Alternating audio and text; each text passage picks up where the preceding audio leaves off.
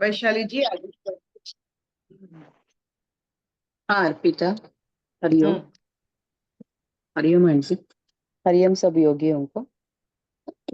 हम लोग गीता का 8वां अध्याय पढ़ रहे हैं, अक्षर ब्रह्म योग। उसमें हम आज श्लोक नंबर 16 पढ़ेंगे। 16वां नंबर श्लोक। उसमें भगवान बोल रहे हैं, श्री भगवान उवाच आ ब्रह्म भुवनाल्लोकः पुनरावर्तिनोऽर्जुन मामुपेत्य तु कौन्तेय पुनर्जन्म न विद्यते। आ ब्रह्म भुवनाल्लोकः पुनरावर्तिनोऽर्जुन मामुपेत्य तु कौन्तेय पुनर्जन्म न विद्यते।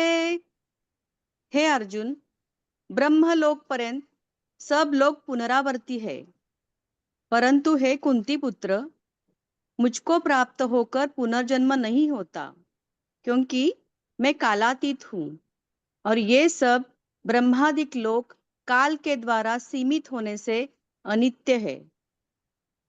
हरिओम।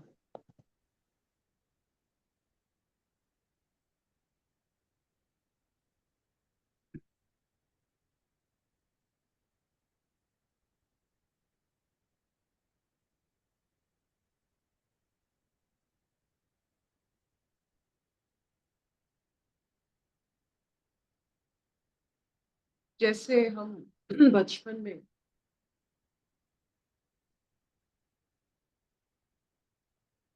अपने दादी माँ से और जो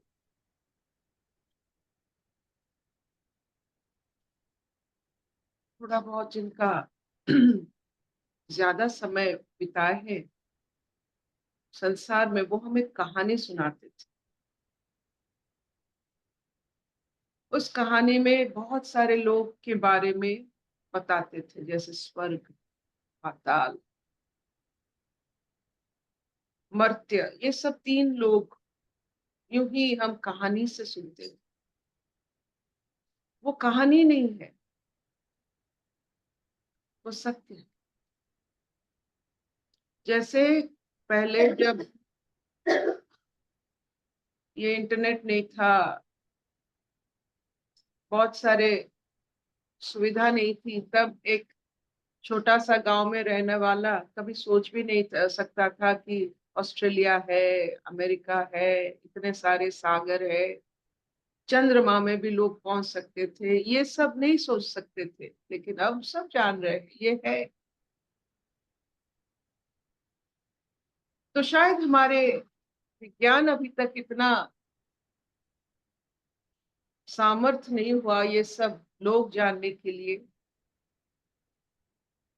लेकिन जिस युग की ये बात हो रही है, शायद उस समय के विज्ञान बहुत तीव्र था और ये सब उनको मालूम होता था। लोक क्या है,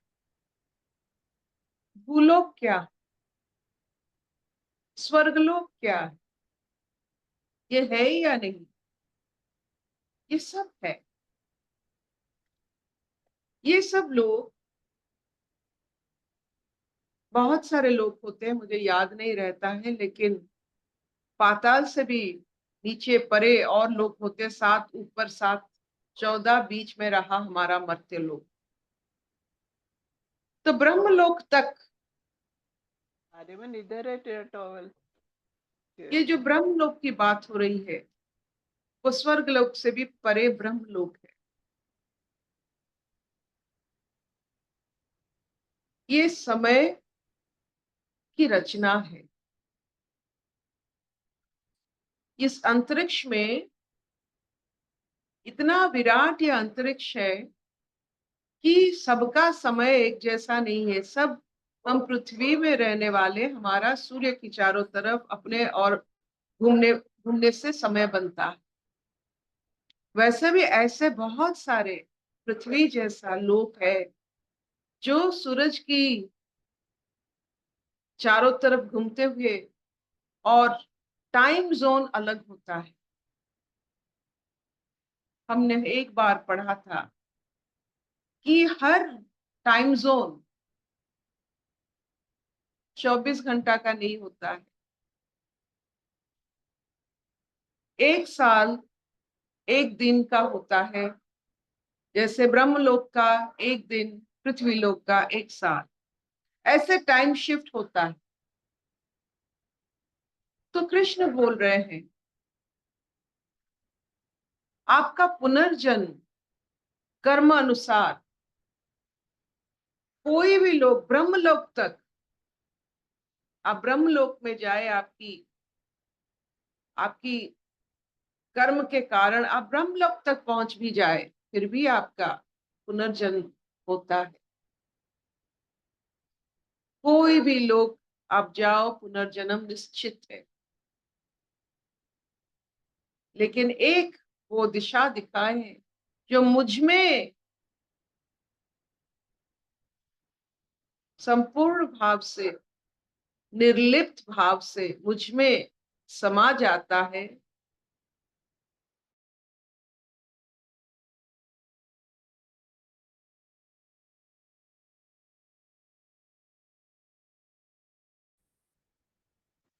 है तो इस मुझ में और ब्रह्मलोक में क्या अंतर? कोई भी लोक मतलब एक निर्दिष्टता।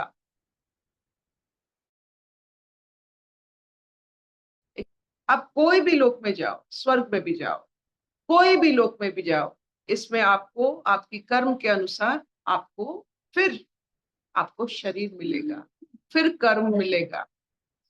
आप कर्म मुक्त नहीं हो सकते। सिर्फ एक ही जगह कृष्ण, ना वो लोक है, ना एक अवस्था है, वो एक ऐसा समझ है कि आप उस कॉन्शियसनेस तक जाने से आपका कोई और रचना नहीं होता, आप रचित नहीं होते। You become a part of the consciousness, जिसका जो हम तूर्य बोलते हैं, जिस कॉन्शियसनेस से सब कुछ बनता है। तो ये कर्म मुक्ति से छुटकारा पाने के लिए कृष्ण जैसा बनना,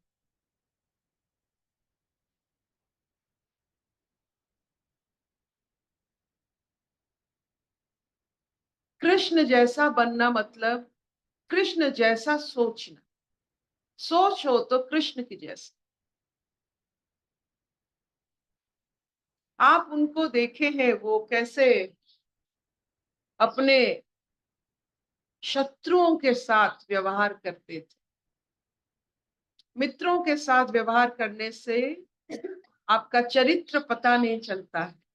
आप अपने शत्रुओं के साथ, शत्रुओं के बारे में, शत्रुओं के साथ कैसे व्यवहार करते हैं, उससे आपका चरित्र निखरता है।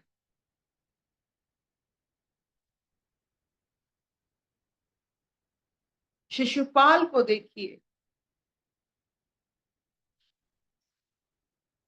और कृष्ण उनके साथ कैसे व्यवहार करते हैं, वो भी देखिए।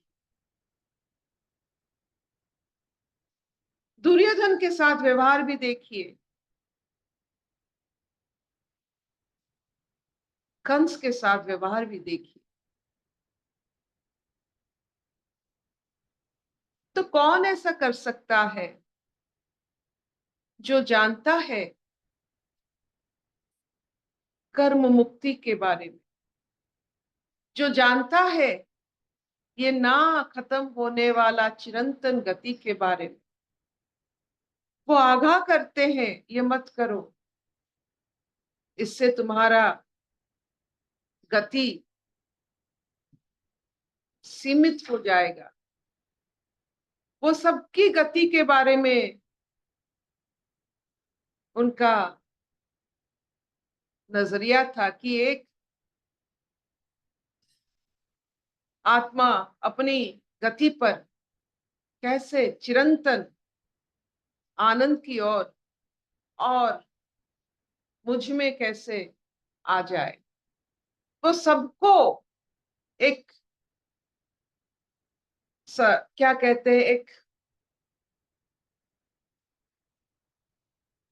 माध्यम दिखाते थे कि कैसे कोई लोग आपकी काम वासना के कारण कोई लोक में जाना कोई बहादुरी नहीं।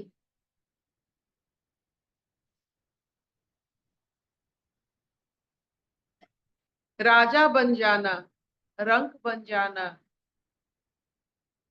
सारे भूखंड को अपना खुद को मालिक बना लेना, इसका कोई मतलब ही नहीं। हजार हाथी, हजार घोड़े, युद्ध में जीतना, इसका कोई मतलब नहीं।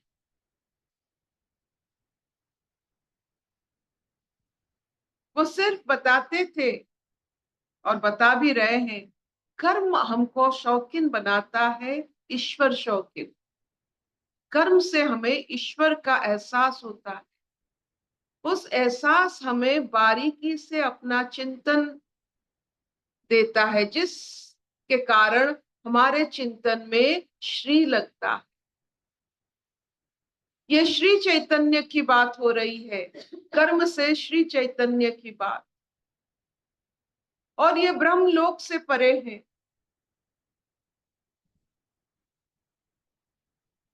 तो ये जो मुक्ति की हम बीच बीच में बात करते हैं, सालुक्य मुक्ति, सारूप्य मुक्ति,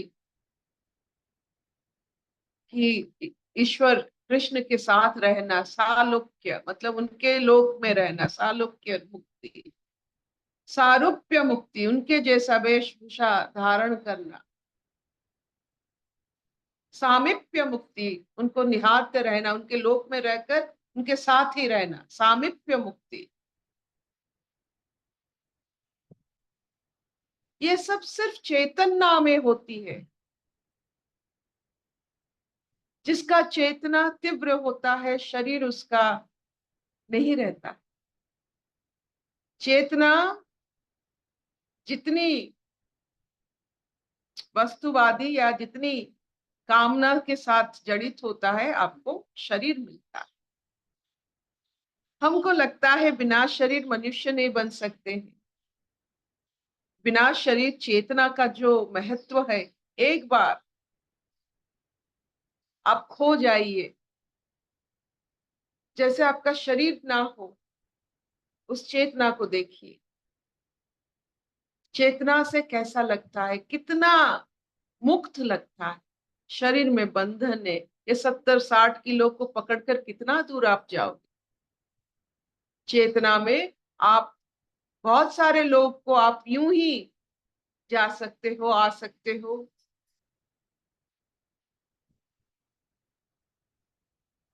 क्या इतना चलेगा? ना चलेगा अर्पिता। Will this do? हाँ मामा चलेगा।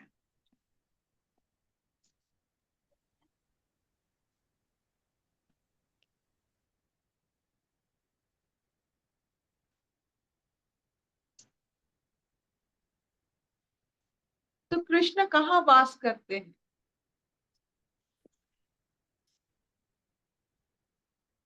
क्या जहां नारायण वास करते हैं वहां कृष्ण वास करते हैं, या उनकी कर्म मुक्ति के कारण उनका लोग एक अलग लोग है, जिसमें जाने के लिए वो बार बार कह रहे हैं, मुझ तक आ जाओ, मुझ तक आ जाओ।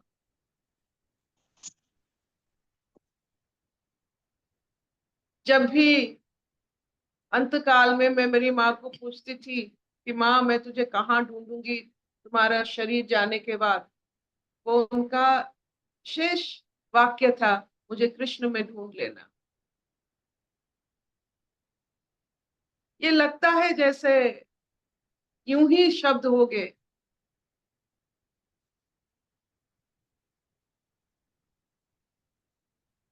ये जो कृष्ण एक सत्ता है, एक कॉन्शियसनेस लेवल है, संपूर्ण भाव से कृष्ण को अनुभव करना जीवन में जो किए हैं, जो कर रहे हैं,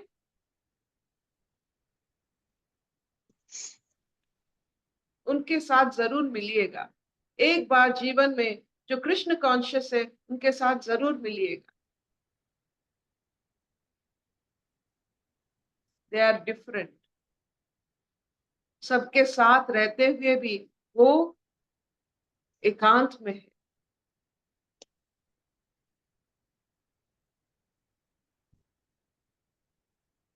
सचमुच जैसे कमल पत्ते का जल होता है कृष्ण कॉन्शियसनेस, वैसा ही होता है।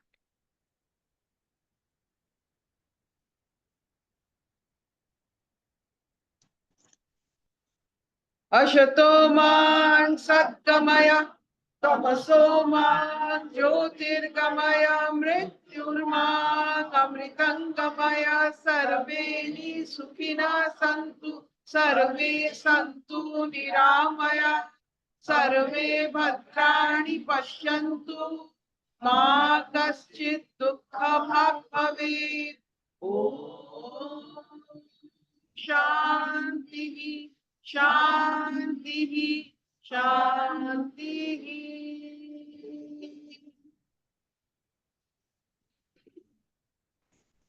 कोई प्रश्न?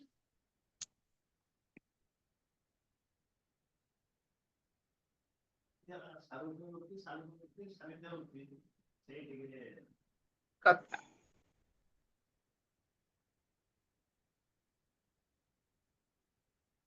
पूछो कुछ। अर्पिता, पूछेगी वैशाली? हाँ बोलो। ये पद लोटस लीफ में पानी की तरह जो आपने ये उदाहरण दिया, मेरा एक अनुभव बताती हूँ। जिंदगी में दुख है, जिंदगी में समस्याएं हैं, तो हम जब कुछ भी समस्या आती है या जो भी आती है, हम आपके छवि नानी से बात करते हैं, डिस्कस करते हैं। छवि नानी बोलते हैं ऐसा कर लो, वैसा कर लो, हम ऐसा कर लेते हैं, वैसा कर लेते हैं। तो उससे कभी समस्याएं समाधान होती है, कभी समस्याएं नहीं समाधान होती। लेकिन हम ना वो लोटस लीफ में पानी की तरह रह जाते हैं।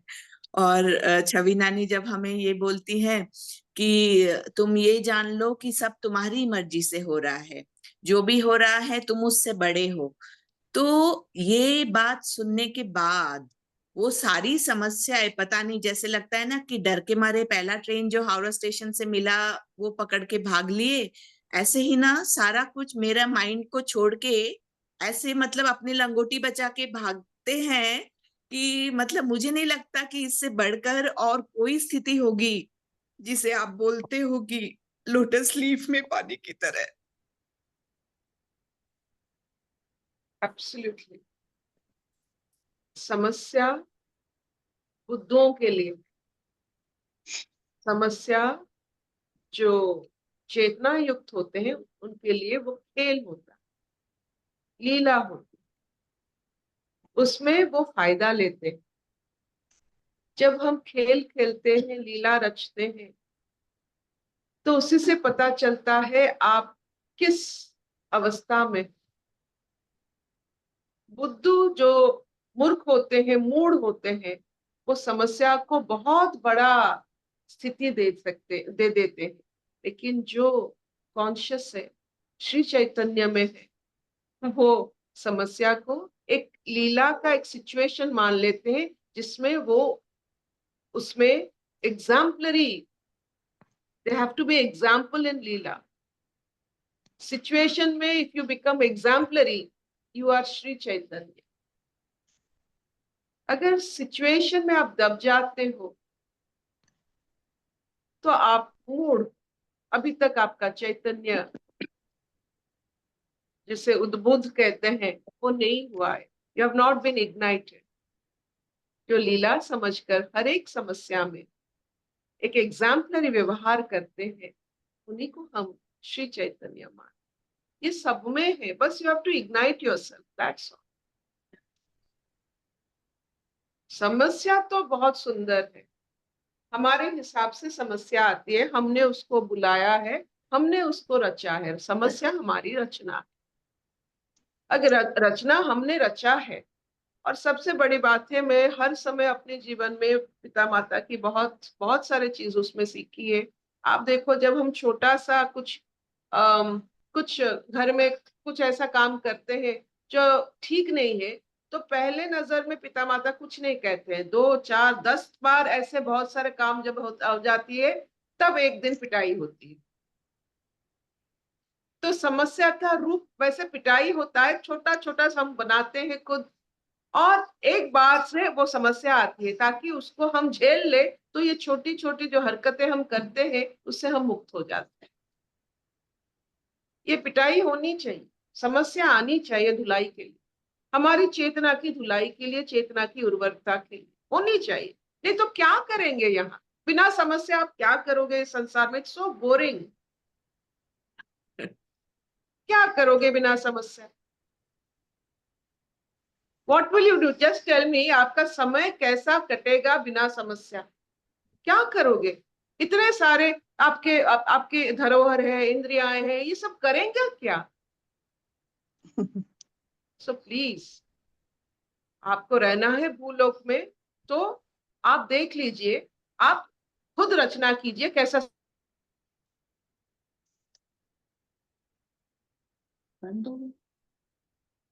डिस्कनेक्ट हो गया, पिता का डिस्कनेक्ट हुआ है। Bye bye. थैंक यू मामा। बढ़िया बताया। समस्या बहुत अच्छा है।